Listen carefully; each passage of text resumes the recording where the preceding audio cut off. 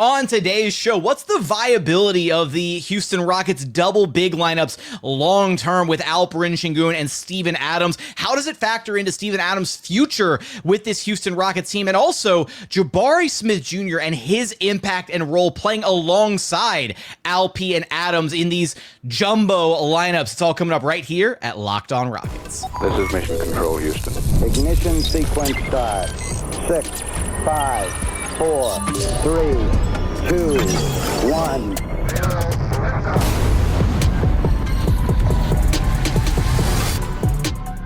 What's up and welcome to another edition of Locked On Rockets, your daily podcast home for everything Houston Rockets basketball. As always, I'm your host, Jackson Gatlin, native Houstonian and credentialed media member. I'm also the host of Locked On NBA Thursdays. Be sure to follow along wherever you listen to your podcasts or on YouTube. Just search Locked On Rockets, where the best way you can help us grow our show is to listen every single day on a podcast platform of your choosing. Like, comment, and subscribe on YouTube. Also, check out our Locked On Rockets newsletter. Today's episode is brought to you by FanDuel. Right now, new customers can get $200 in bonus bets when you win your first $5 bet. Just go check it out over at FanDuel.com. And as always, thanks so much for making Locked On Rockets part of your day every single day, whether it's on your way to work, on your lunch break, in the gym. Thank you so much for being an everydayer.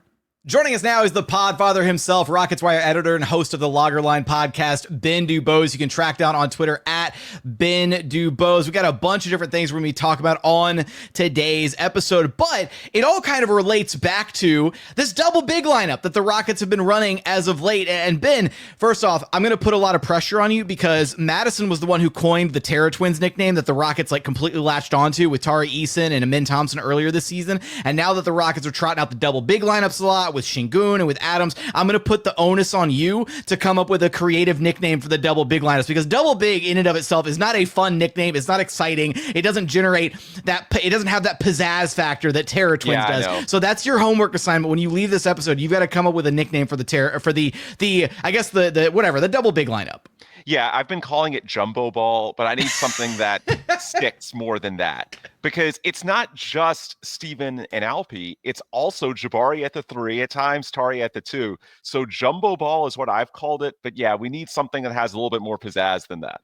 Shout out to when we had the the Pocket Rockets back during the the bubble era and all that stuff. My God, we've had so many different funny lineup iteration names. All right, and so yeah, we are going to be talking about that as well a little bit later on in today's show. The impact that the double big lineups have had, or the jumbo lineups have had, for Jabari Smith Jr., his role and impact with these lineups. But where I want to start this conversation is, it's so interesting to me that when Sengun first came into the league, right?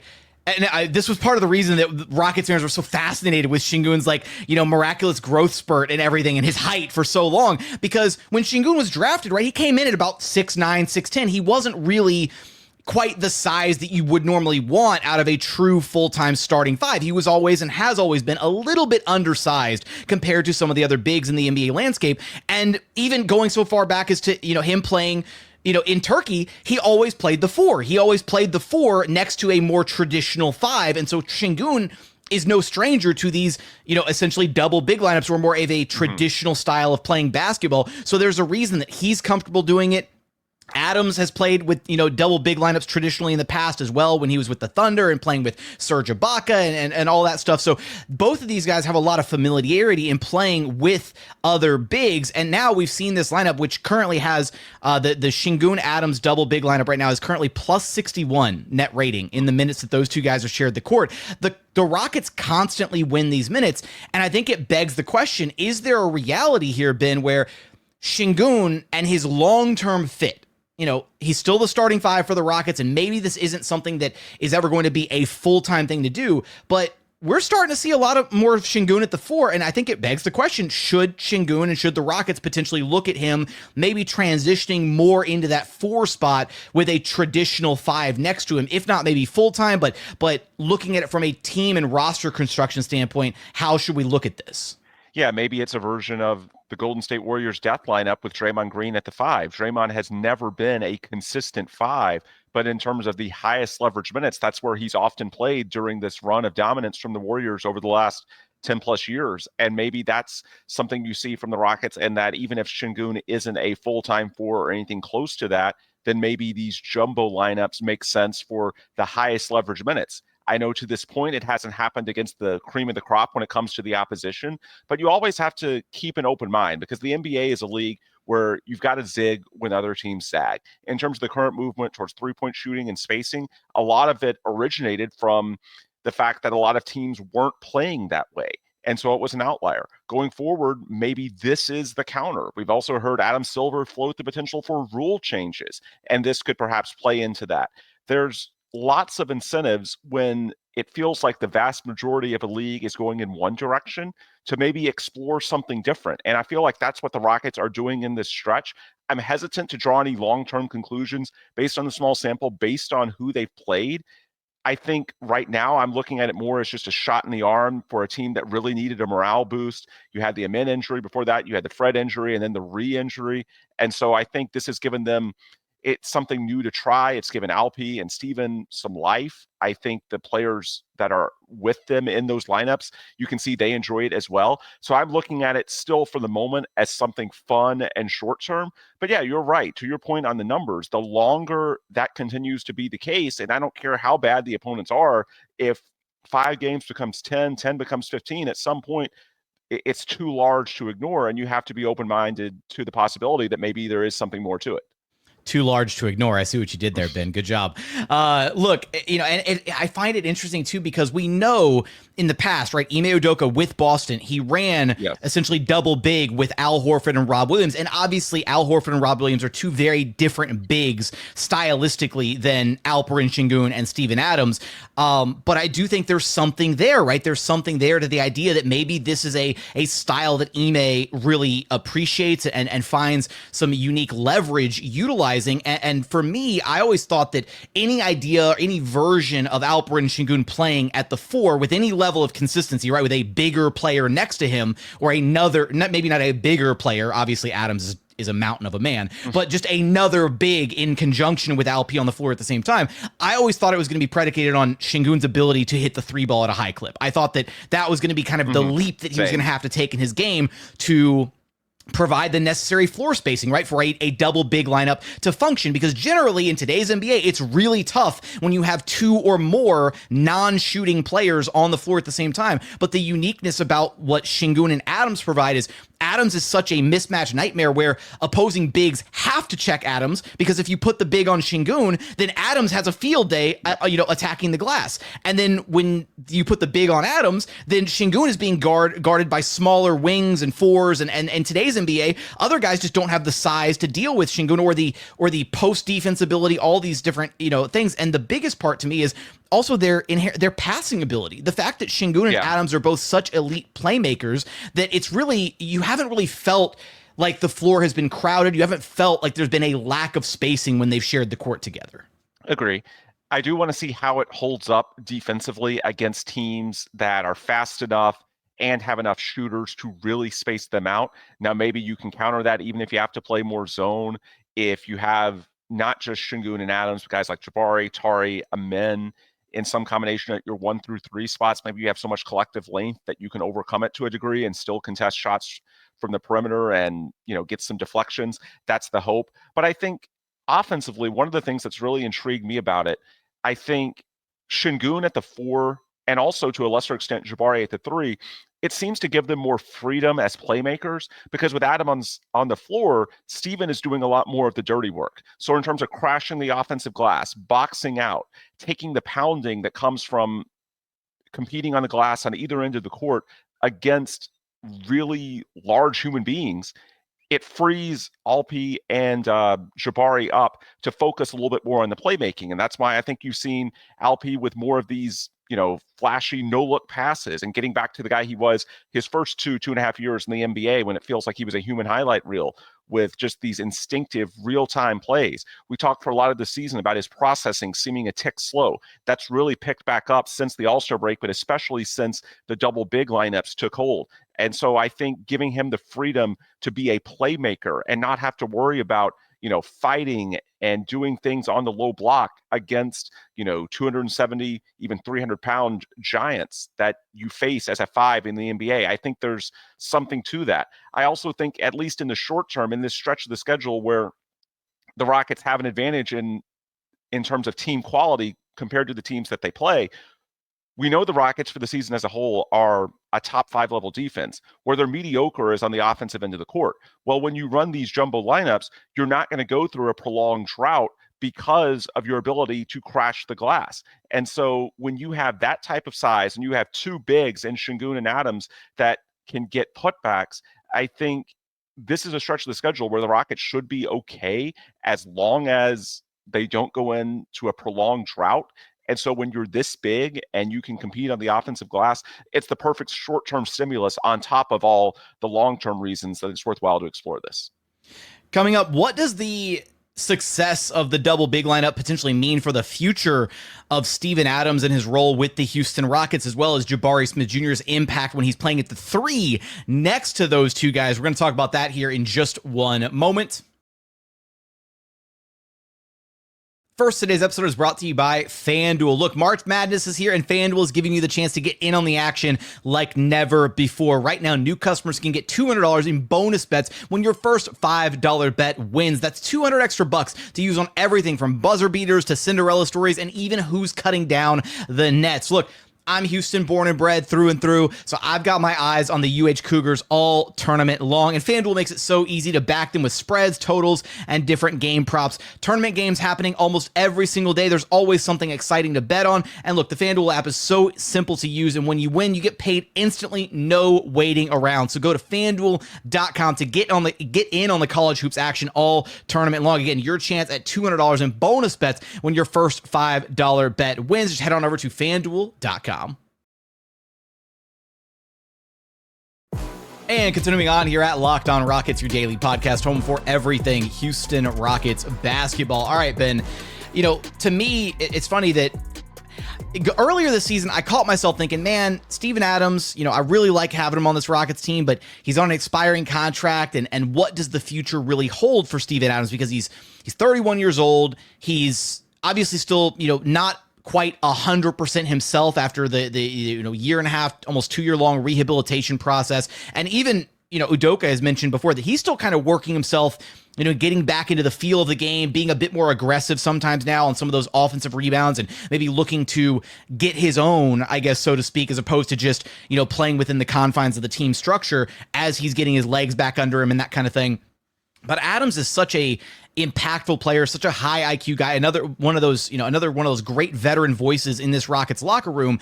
And I would love for Adams to be maybe more of a long-term fixture for this Rockets team if they could, find a new contract for him this summer, something that works for both parties, obviously something that works for Adams, but something that also works for what the Rockets want to do long-term. And I think that this double big lineup, right, the success of it kind of opens up an avenue potentially for that to be more of an appealing outcome for both sides, because Adams to me is a guy that still has a lot of life left in his career, right? Like he could probably be the starting big on, a playoff caliber team or a contending team if that's what he wants, right? And that's always the $1 million question is, what do some of these players want? Does Adams want to continue to be Sengun's backup? Is he okay playing this role off the bench? Does he like it in Houston? And to me, because he's been able to have a bigger role in some of these minutes, I think that maybe points towards potentially the Rockets being able to, hopefully be able to get a deal done this summer and keep him in Houston long term. Yeah, because for it to be worthwhile to the Rockets to pay what I think Steven can command, I think there needs to be a pathway for him to play more minutes. And that's what these jumbo lineups are proving, at least in the regular season, at least against certain opponents. I hope it's more than that. Time will tell. But at least there's a pathway that you can get him beyond just the 15 minutes per game that he would play as a backup center. Because I think for a guy who still is starting quality, when you look at especially year 2 coming off of knee surgery, this is year 1. And the Rockets and Steven since training camp have said this is basically a 2-year recovery process. So I think there's hope that next year he'll be more athletic, he'll be more agile than he is this year. And we know what he can do beyond just the traditional numbers. When you look at the IQ, that's a big part of how the Rockets are able to make this jumbo ball work without the spacing, because you need a big that is high IQ to overcome some of those factors. Steven is. And so you look at the IQ, the certainly the rebounding, but the offensive boards, the screening, all the little things, the intangibles. So for it to be worthwhile for the Rockets to meet him at where his value is, there needs to be a pathway for him to exceed the 15 minutes that he would get as just a basic backup center that can only play when Sengun isn't in the game. And so I think from a Rockets perspective, this stretch is showing that, hey, there is a way that you can get him to 20, 25 minutes, at least in certain matchups. And so it's worth it to them to pay up. And then for Steven, I think for him to want to stay, if he has more in the tank, and I think he does, as much as he might like the vibes in Houston and the chance to compete, there's got to be a place somewhere else in the NBA that he could play more than 15 minutes per game if he has this level of play consistently in him. And so I think for the Rockets to appeal to Steven, there needs to be that pathway to play more. And so I think what we've seen the last few weeks makes a reunion much more likely, and that for both sides, there's a higher degree of comfort that, hey, if he's worth it, Steven wants to believe he's worth it because players are confident for a reason. And the Rockets, for them to pay another double-digit million contract, need to feel like that there's a pathway for him to play real minutes. Well, this is showing that that can happen. And then, you also have to look at this just from a team building perspective. Tradable salary, this is one where I think the Rockets are in a good spot right now, and they have been the last couple of years because of the contracts like Jeff Green, Jock Landale, Jackson Gatlin. It's not easy to have tradable contracts in the NBA because you need those players not to be viewed as clear negatives on their deals. Otherwise, it defeats the purpose. And so I think with Landale and Tate, they got their deals when at the time they signed them, they thought they would be bigger parts of the Rockets. And at the time, the Rockets were rebuilding. Landale, for example, went in as immediately the backup center. That's where he slotted in. Tate was coming off a year where when healthy, he was a rotation fixture. And then Jeff Green is a little bit of a unicorn because he's so advanced in his career. It makes sense for him to get a little bit of an inflated deal, and he's such a good teammate, exception to the usual rule. What a nice way to say Jeff Green's old. He's so advanced in his career. That's the nicest way to ever call somebody old. But the delicate balance when it comes to this tradable salary is you need it to be big enough to where the salary, it's not just like, Aaron Holiday at $4 or $5 million, which, that's nice, but it doesn't really move the needle very much. You need the tradable salary to be in the double digits, i.e. big enough to actually help you legitimately in math for some of these bigger trades. Yet the player needs to have enough value to where they aren't viewed as an albatross because they're not really producing for that level of money. And so I think Steven Adams, this is the perfect world where you get a guy in his 30s, so he can't really command a long-term deal.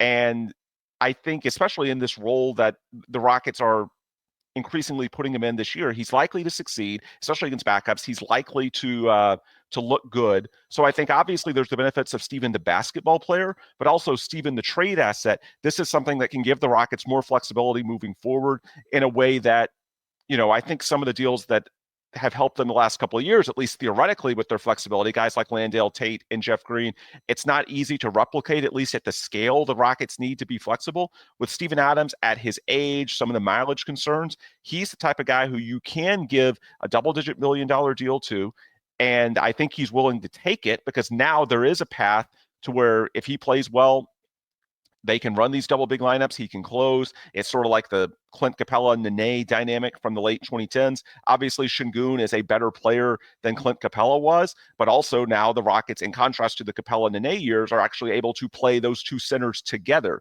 So I think all in all, it offsets, and I could see a world where Steven takes the Nene type contract to be the elder statesman behind Alperen Sengun. There's possibility to play them together. And also it's the type of tradable salary that the Rockets may lose once guys like Jackson Tate and Jeff Green come off their current deals and or age out. As much as I don't want to acknowledge that reality, at some point Jeff Green actually is going to age out. Right now, Adams is making $12.6 million on his current deal. Current NBA non-tax MLE is sitting at $12.8 million. And I feel like that would be more or less the ballpark range you'd be looking at if you wanted to re-sign Adams.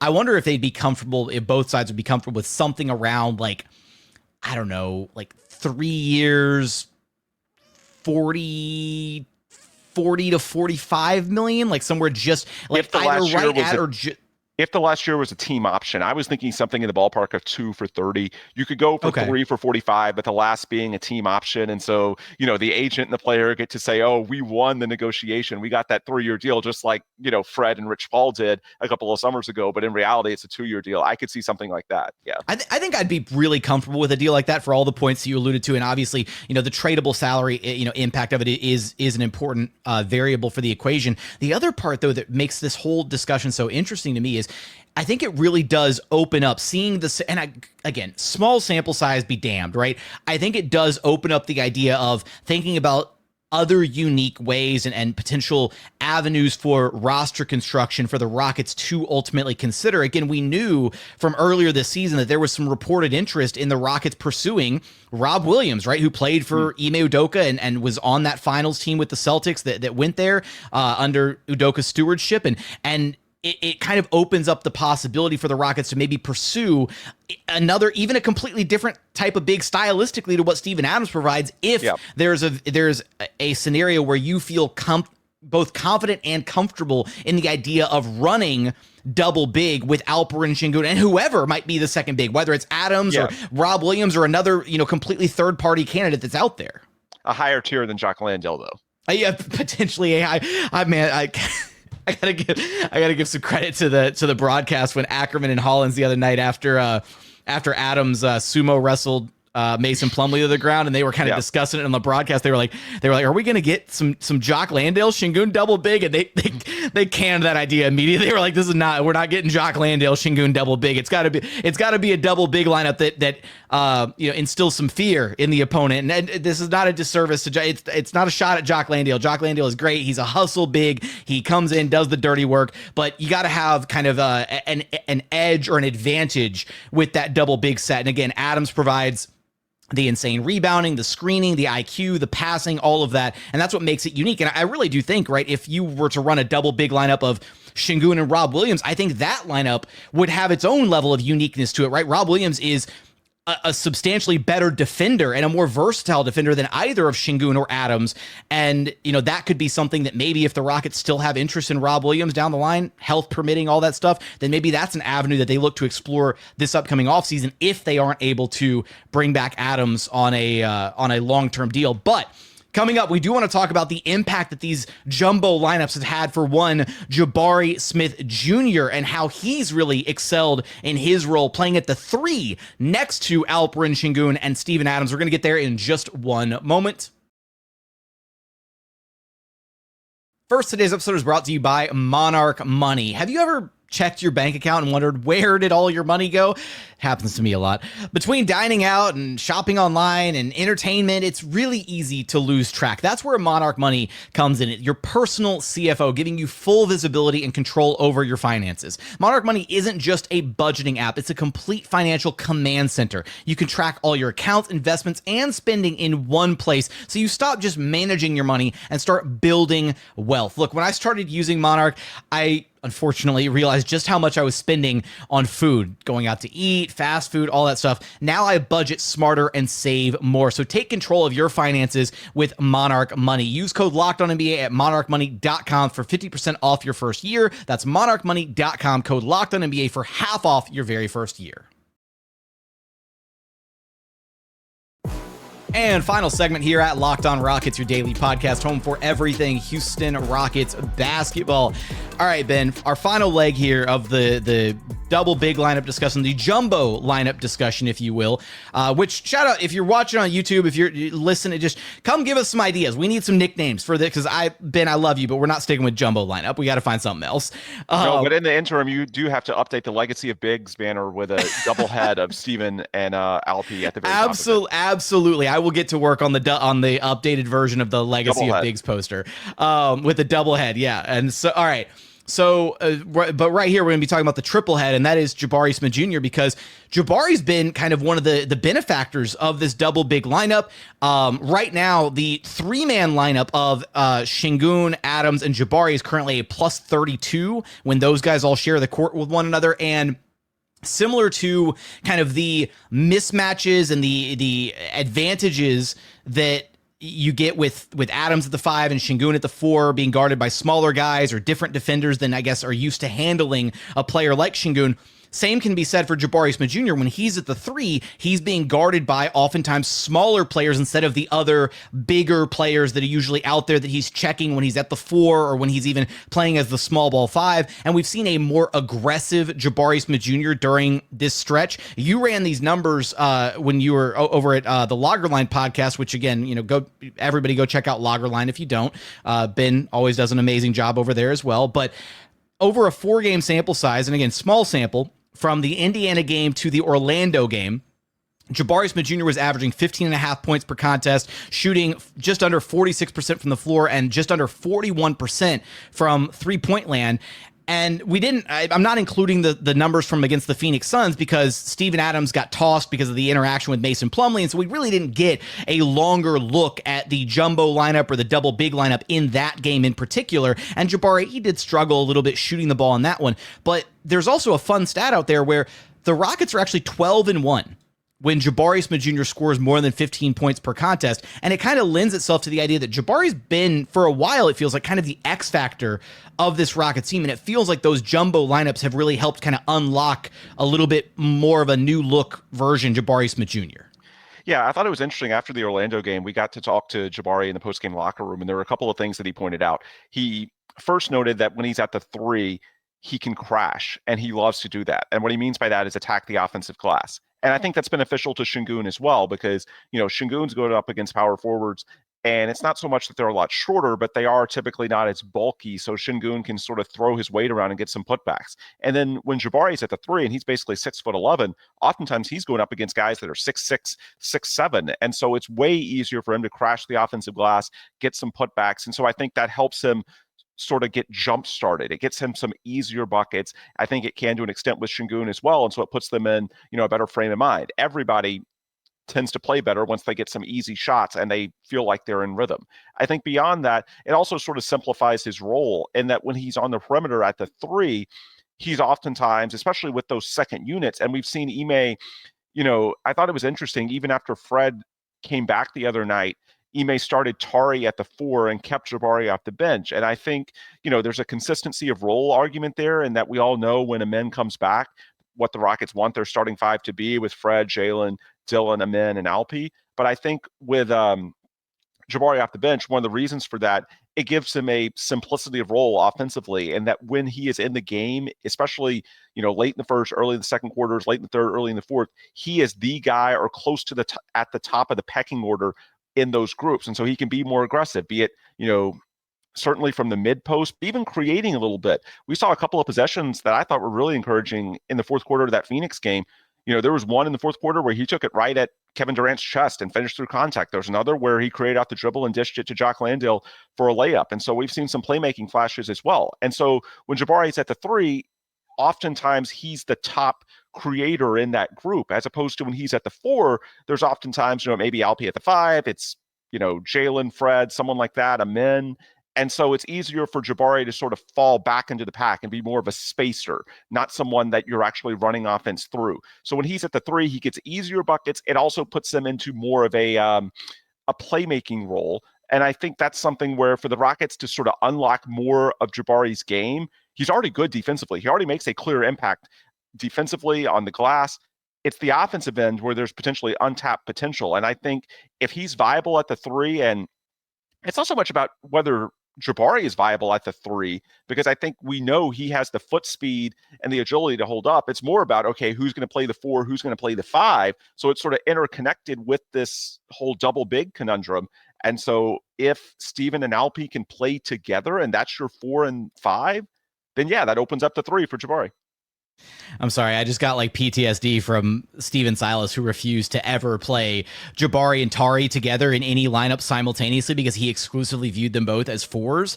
And now we've got Ime, who's willing to trot out Adams and Sengun and Jabari and Tari all at the same time. And it's really exciting to think about, because then you could even go one step further, and once they have Amen Thompson back, imagine throwing out, that's the true jumbo lineup right there, is Amen Thompson at the guard spot, Tari, Jabari on the wings, and then Sengun and Adams. And God.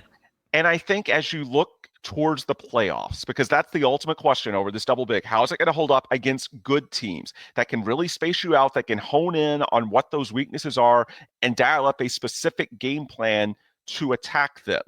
So we know you're going to be limited in terms of defensive versatility, lack of foot speed. We know the challenges that are out there. You're going to have to play a lot of zone. Well, teams have zone busters, especially playoff teams. So how do the Rockets combat that? The collective length. It's not just Steven and Alpi. If you can play Jabari at the 3, maybe Tari at the 2, or Men at the 1, or maybe even all of them, then you have so much length that even if you're having to go more zone, even if the foot speed isn't there, and one reason why I don't think it's a full-time solution, you are asking a lot of Alpi in terms of conditioning. Can he keep up covering 4s, especially perimeter-based 4s? There's a lot more required to it from a fitness perspective than playing the 5 where you're largely near the rim. So I think that's another reason why, to use the Draymond parallel, the Rockets or the Warriors, don't want to expose over 82 games Draymond to that level of pounding.